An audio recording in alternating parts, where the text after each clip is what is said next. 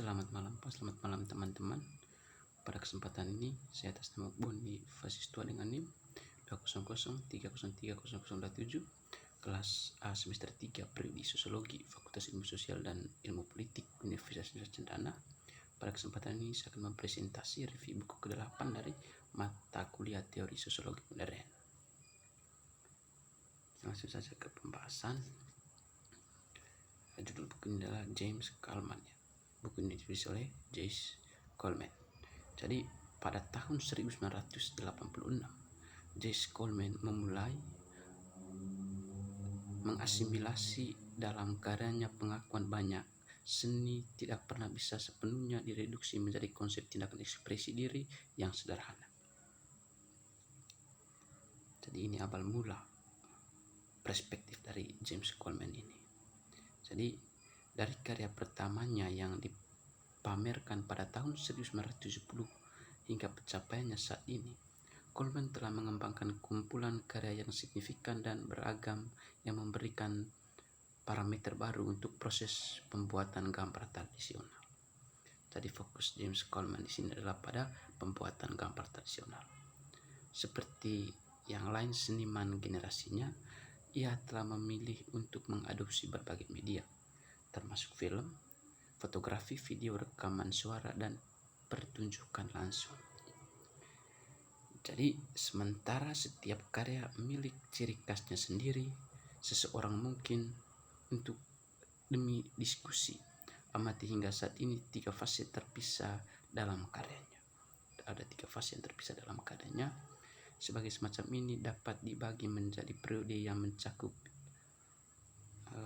instalasi persepsi dari tahun 1970 ke 1974. Instalasi yang melibatkan aspek psikologis, sosial, historis, atau dimensi budaya.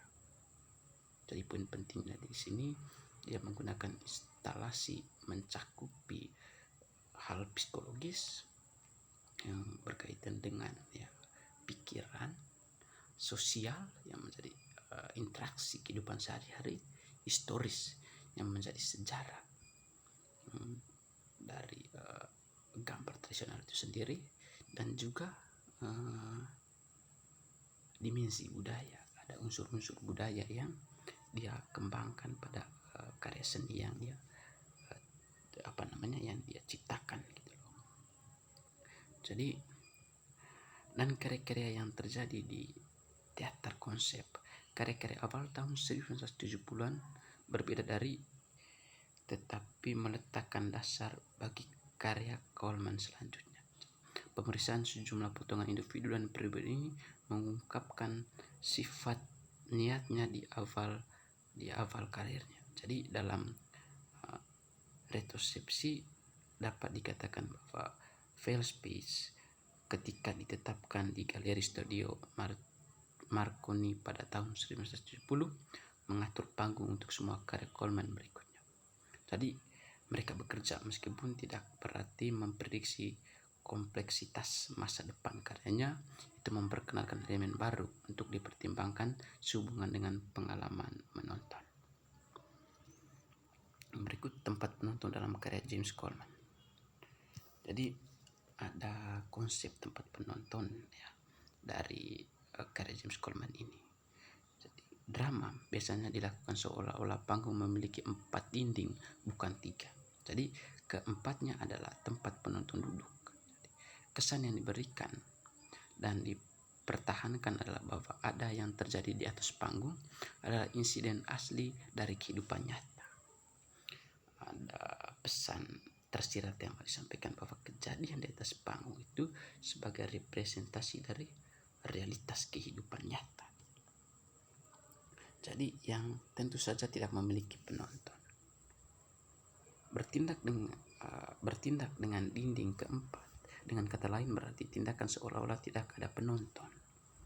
Jadi dia memberikan sebuah konsep bahwa dinding keempat ini seolah-olah menutup sisi yang lain dan dilihat dari luarnya seolah-olah tidak ada penonton. Jadi sambil menciptakan kemiripan realitas, namun menetapkan subjek yang menonton dalam posisi imajiner di luar waktu nyata. dan ruang tindakan. Berge mengakui bahwa ini adalah seorang otoriter mode representasi yang menahan penonton dalam pose dominan dan hubungan yang tidak kritis dengannya. Tetapi sebaliknya, ia menganjurkan sesuatu yang meniru realitas tanpa memproduksi ilusi naturalisme akan memungkinkan penonton untuk berbagi secara aktif dalam pengalamannya. Jadi Brecht menemukan pertunjukan di mana aktor menghasilkan ilustrasi gestus, pengidentifikasian atau pendefinisian bacaan yang didramatisasi, bukan motivasi karakter tetapi sosial pentingnya tindakan. Saya di sini penulis mendiskusikan bagaimana dalam pekerjaan James Coleman ini gambar visual adalah jarang untuk pembacaan yang didramatisasi, yang implikasi psikologisnya bagi penonton mengundang perbandingan tertentu dengan seni pertunjukan dan teater. Berikut the living dead, hidup dan diduga mati. Jadi antara yang hidup dan mati, antara film dan fotografi, teater dan lukisan, di antara semua bentuk representasi yang terkait dengan gerakan dan statis ekstrim ini, terdapat penyimpangan dan seni yang tepat, yang didedikasikan untuk masa depan yang sebagian masa belum diketahui, di mana James Coleman adalah penghuninya. Jadi dia membuat sebuah ilusi penonton, mengharap penonton untuk melihat bagaimana kehidupan pasca kita berada dalam planet bumi ini, dan menggambarkan setelah kita berada pada kehidupan yang kekal kalau kita setelah mati gitu loh. Dia menggabungkan dua konsep ini sebagai sebuah representasi bahwa tindakan manusia atau kelakuan manusia pada kenyataan realnya akan memberikan dampak pada kehidupannya setelah kematian. Makna tersirat yang disampaikan bagi saya itu seperti itu gitu. Jadi dia mencoba untuk memahami atau mengedukasi cara berpikir penonton bagaimana sebetulnya ada kehidupan di dunia real saat ini, dan juga ada kehidupan dunia pada saat kita berada di dunia yang bukan dunia sekarang ini. Artinya ada kehidupan kekal setelahnya, bahwa kematian itu bukanlah, kalau kata-kata saya, kematian bukanlah suatu kehancuran, melainkan pengawalan hidup baru dan kekal. Jadi motifnya dapat dikenal, tetapi mungkin untuk melihat karya sebagai menghadirkan ruang abstrak atau bentuk samar di pusat pekerjaannya. Yang berikut, narasi tanpa pengembalian. Jadi dalam menggunakan apa yang saya anggap sebagai simbol tradisional, ada kenyataan bahwa itu adalah kekuatan material dan haknya sendiri, sebagaimana dibukti oleh perannya dalam nasionalisme Irlandia pergantian abad. Memang Yeats kemudian tersisi oleh pemikiran bahwa beberapa dramanya mungkin telah berkontribusi dalam kekerasan perang kemerdekaan Irlandia. Dia mungkin tidak hanya memikirkan kliennya, tetapi juga memikirkan Houlihan. Pada tahun 1902, The Kings yang kurang dikenal dipentaskan setahun kemudian, yang memperkenalkan aksi mogok makan ke dalam politik Irlandia sebagai bentuk perlawanan simbolis. Jadi apa yang menarik di sini adalah gagasan naratif sebagai peristiwa yang diinformasikan oleh momen historisnya. Jadi versi asli tahun 1902 tidak mungkin lagi diberikan peristiwa perang kemerdekaan. Tetapi pernyataannya bukan hanya tentang revisi, tetapi juga tentang cerita yang disusun oleh keadaan pencipta. Yang berikut, pelajaran memori dan sejarah Tableaux atau arkeologi tontonan James Coleman. Dan di sini penulis buku telah mengatakan bahwa ingatan adalah kriteria besar seni. Seni adalah metodologi yang indah. Jadi Charles pada tahun 1846 pernyataan Baudelaire tampaknya muncul dari institusi yang sudah dekat kehilangan atau mengartikulasikan wawasan bahwa miliknya, dan adalah saat terakhir modernitas ketika estetika masih bisa dikaitkan dengan mnemonik. Jadi penekanan normatif ternyata jelas tidak diperhatikan di bagian selanjutnya. Yang berikut, agnosia marah. Jadi kami tidak menjelaskan gambar, kami menjelaskan komentar tentang gambar atau ahli-ahli. Kami menjelaskan gambar hanya sejauh kami telah mempertimbangkannya di berbagai deskripsi verbal dan spesifikasi.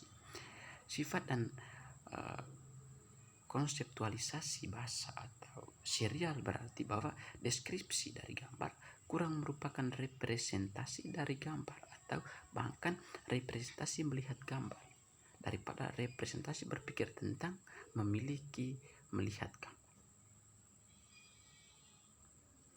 Yang berikut, Mikhail Paksnal, Polania tentang sejarah penjelasan gambar. Jadi pekerjaan penulis bukan tentang kenyataan benar atau salah, ini tentang kesadaran pergeseran realitas.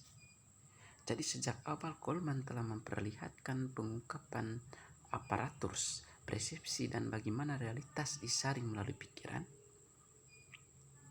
Coleman di sini sangat prihatin dengan hubungan antar identitas subjek dan gambar karena keduanya dikondisikan atau disebabkan melalui waktu. Jadi dia menjelaskan bahwa dia menyinggung tentang pergeseran realitas kehidupan sosial.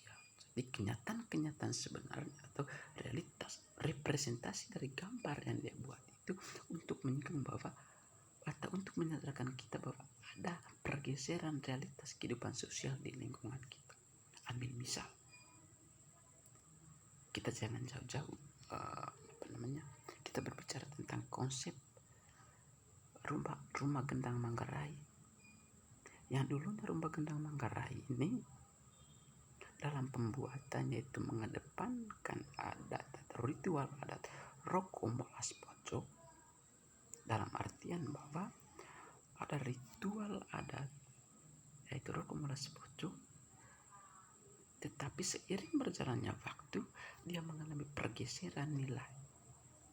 Tak sedikit pembangunan rumah gendang itu hanya bersifat simbolik saja, dia tidak menggunakan ritual itu gitu.